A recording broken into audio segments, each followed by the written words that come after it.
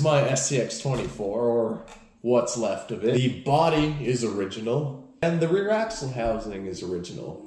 And I think I may still have the same battery, but underneath, it is completely different. I burnt the first ESC. I recently got a new Fury Tech motor, and it doesn't fit. And instead of going completely in a new direction, moving the battery from this really nice spot right here to somewhere else, I decided, why don't we go back to basics and just get another truck, start where it all began, and get another SCX24.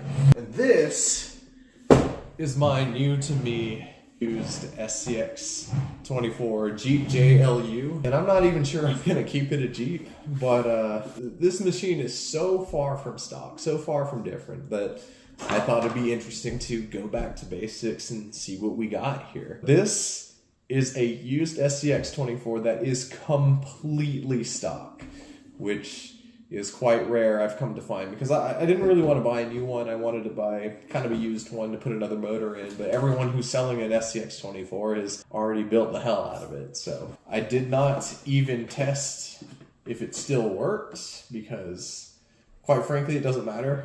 I can build it up and make it work again. Ooh, these tires are genuinely awful.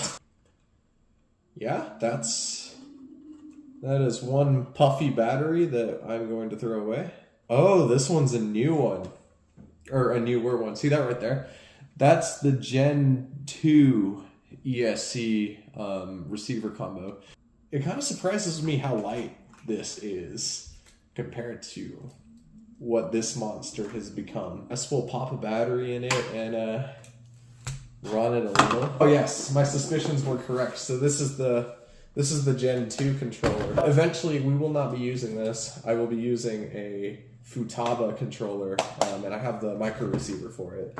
Even the beer can looking batteries that Axial likes to include with their controllers. These look like a can of Modelo, and I love it. The platform is really customizable, and there's a lot you can do with this. There's so many parts. You can build these however you want.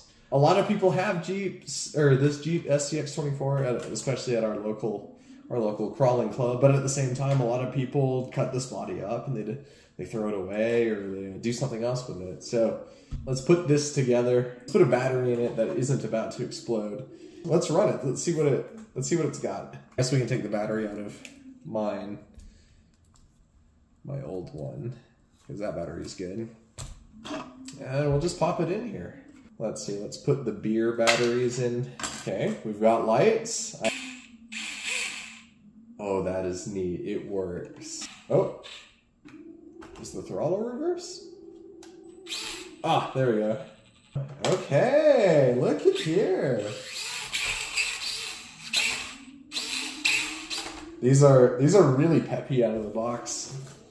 I have not seen a bone stock SCX24 in a long time.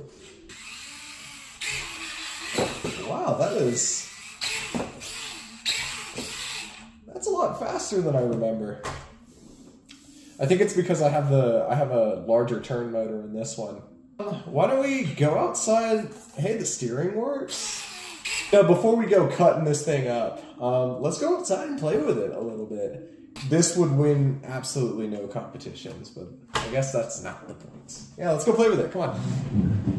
Here we are with the stock SCX24. Well, already I'm kind of reliving the nostalgia of originally having one of these completely stock.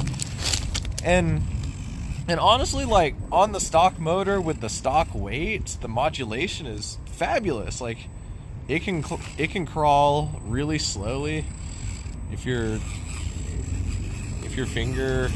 trigger finger is nice and light.